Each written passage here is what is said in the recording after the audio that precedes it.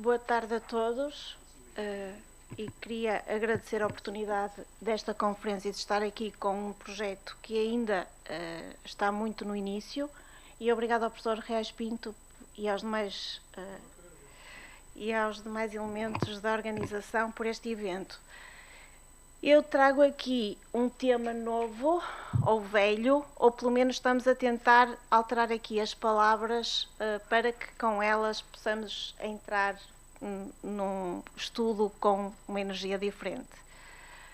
E este é um trabalho que já está na Faculdade de Arquitetura, está no curso de Arquitetura e no curso de Design. Eu sou arquiteta, estou a trabalhar com o Rui Alexandre, que é designer, e estamos agora a tentar organizar uma investigação com a Faculdade de Psicologia para fazermos uma análise, digamos, às pessoas e tentar perceber se aquilo que são dados oficiais são aqueles que são os reais, porque a nossa sensibilidade diz-nos que pode haver aqui qualquer coisa distinta.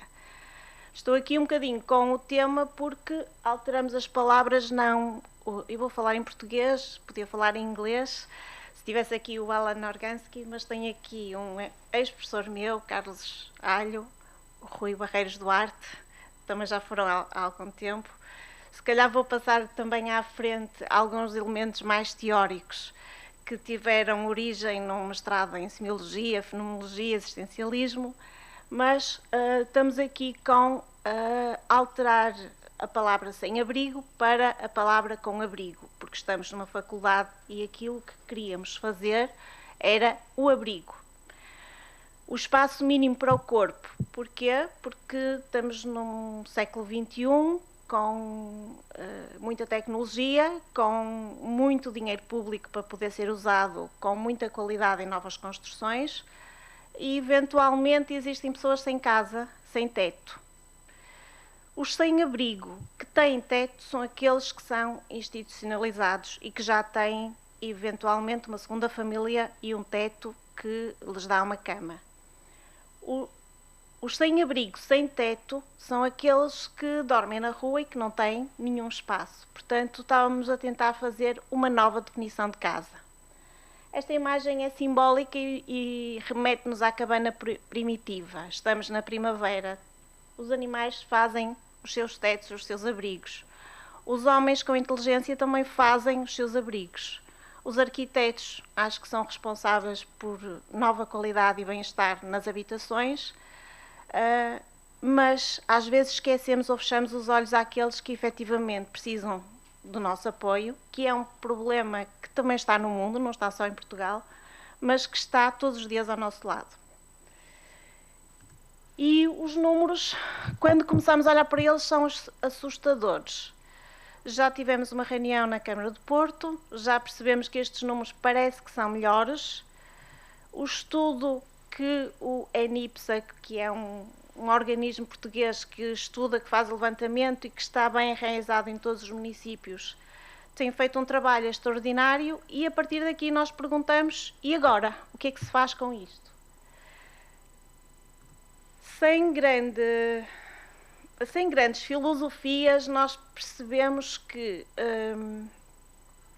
o ser humano, e se temos muitas pessoas a defender e muitas políticas a defender animais, estamos a falar que o ser humano muitas vezes pode não ter ou pode ter carências, e precisamos de dignidade, de integração e também de saúde mental para que as pessoas estejam, para que tenhamos uma sociedade se calhar melhor. E existem muitas coisas que já estão a ser feitas, quer a nível municipal, a nível comunitário e a nível nacional. A coordenação que existe, as sopas que são retribuídas e eventualmente alguns espaços que estão a ser sempre repensados para albergar essas pessoas, algures num teto. Então, só cito aqui um bocadinho a Merleau-Ponty, porque neste trabalho teremos obrigatoriamente que ter toda a informação ou toda a reflexão teórica que nos faz pensar que somos um bocadinho o resultado também dos objetos que temos ou que utilizamos e que relacionamos. Porquê? Porque nós só aprendemos ou temos alguma qualidade humana ou alguma saúde mental quando os nossos objetos, os nossos espaços são identificadores do nosso sentido de vida. E aquilo que vemos ou aquilo que não vemos, aqui eu só remeto para as noções de corpo e objeto que neste momento estão um bocadinho distintas daquilo que se calhar Merleau-Ponty ou outros teóricos podiam situar, ou seja, o mundo está sempre em mudança e os objetos também estão em mudança, as nossas relações são sempre diferentes. Só pergunto aqueles que não têm esse objeto de identificação pessoal, que possa identificar por casa, aquele objeto onde se possa descansar para poder ter o espaço mental de sossego para que eventualmente se possa ter todas as experiências pessoais particulares que depois se transportam para uma sociedade. Portanto, estamos aqui a falar do corpo, o corpo humano, o corpo e o ser humano como um ser individual. E esta imagem que nos faz pensar, não é esta que vamos querer para sempre, mas há muitas imagens como estas que até se transformam em objetos de arte, em exposições, porque fazemos de conta que não vemos ou temos que as expor de uma forma diferente. Mas que experiência terá pessoas que não conseguem ter um objeto mínimo que possa identificar como seu para um descanso pessoal? Então, a ideia será, ainda não chegamos à base, mas será a unidade mínima para uma pessoa ou para duas pessoas e como é que esses módulos se conjugam, quais são os serviços que temos ou que podemos ter em comum, porque agora a configuração do habitar ou da habitação para pessoas que são desenraizadas numa família ou para a reconfiguração daquilo que agora na sociedade percebemos como o conviver ou co-trabalhar, significam outras realidades e se calhar repensar aquilo que hoje se designa por habitação. Vamos pensar, claro, nos materiais e estamos a pensar na madeira, estamos a pensar na qualidade do ar, estamos a pensar no conforto térmico, estamos a pensar na sustentabilidade no sentido de, com muito pouca energia, se conseguir um espaço com uma porta e um espaço de descanso. Nesta fase estamos numa investigação inicial, etnográfica ou uma investigação pessoal, onde vamos fazer inquéritos através de algumas associações e isso a Faculdade de Psicologia está a perceber aquilo que se pode perguntar, até porque em Portugal existe a proteção de dados e, portanto, nem sempre se podemos perguntar aquilo que queremos perguntar ou aquilo que nos passa pela cabeça.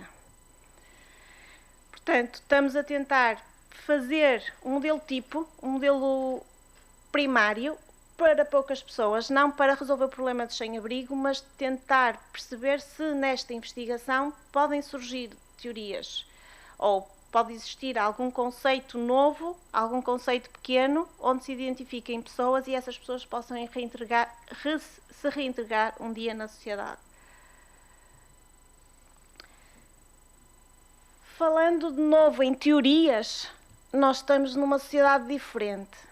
Estamos numa sociedade mais tecnológica, estamos num tempo mais rápido. Porquê? Porque a inteligência artificial ou a tecnologia de que dispomos faz com que também a percepção do espaço público ou a percepção daquilo que vivemos também já é diferente daquilo que possam ser ou o método cognitivo de Goé ou as relações básicas daquilo que era a cosmovisão do homem no século XX.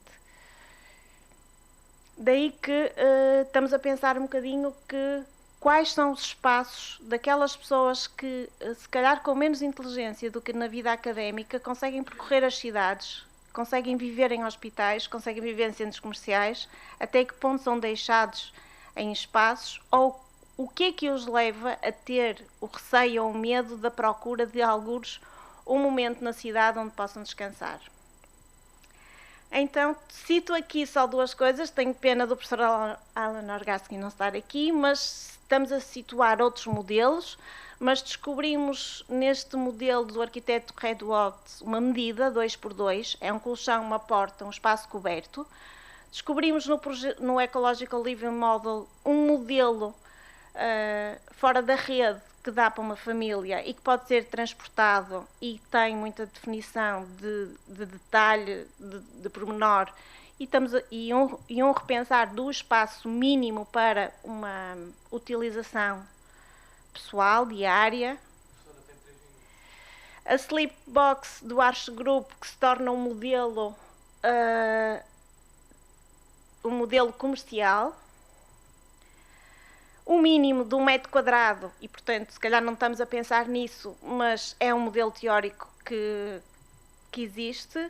Cabanas que levaram grandes personalidades a ter esse momento de sossego, que criaram prémios Nobel da literatura, e estamos a falar em espaços simples, mas estamos a falar desse momento de descanso que se encontrou. E assim como Wittgenstein renunciou à sua riqueza porque reinterpretou o espaço e o desapego numa cabana primitiva para ter o refúgio de um novo saber, nós neste momento também estamos num novo ambiente, e aquilo que estamos a pedir hoje, se calhar aos presentes, ao professor Carlos Alho, ao professor Rui e também ao professor Reais Pinto, é que estamos a procurar as palavras para fazer um enquadramento deste tema, porque é um tema que ninguém quer, é um tema que os políticos não querem. É mais fácil dizer que não existe. Agora, é mais fácil, se calhar, e temos que acordar, se calhar aqui com o colega de Matosinhos, se houver algum espaço em Matosinhos, porque nós já fomos à Câmara do Porto, e Porto acho que não tem espaço, mas temos do vereador Fernando Paulo disponibilidade para conversar sobre este tema, e temos mais projetos envolvidos. Gostávamos de ter um enquadramento também institucional, e todas as pessoas que nos possam apoiar, agradeço. Tenho pena do Rui não estar aqui, não sei se ele pode estar online para se apresentar, se for possível. Está-nos a ouvir, Rui? Sim. Pode falar. Olá, muito boa tarde. Boa tarde. Peço imensa desculpa, não consegui estar presente, seja um imprevisto pessoal e de saúde familiar, mas consegui acompanhar uma grande parte daquilo que a professora Teresa também falou, e que é efetivamente a nossa preocupação, o desafio que nos surgiu, e que estamos estamos bastante implicados para que as coisas corram, e à procura de parceiros. Já temos alguns que nos deram um apoio direto e claro, mas sendo uma questão social como aqui é, e também com um envolvimento interdisciplinar de diferentes áreas, como a professora Teresa disse, é efetivamente aqui um caminho que, quantos mais parceiros, mais áreas estiverem envolvidas, parece-nos que mais impacto terá na sociedade. E, essencialmente é isso, nós, mais do que a comunicação e a ideia e a problemática, estamos aqui a lançar um desafio a outras pessoas que se queiram juntar. E acho que é isso. Muito obrigada, Rui. Obrigado, eu. Obrigado a nós, neste caso.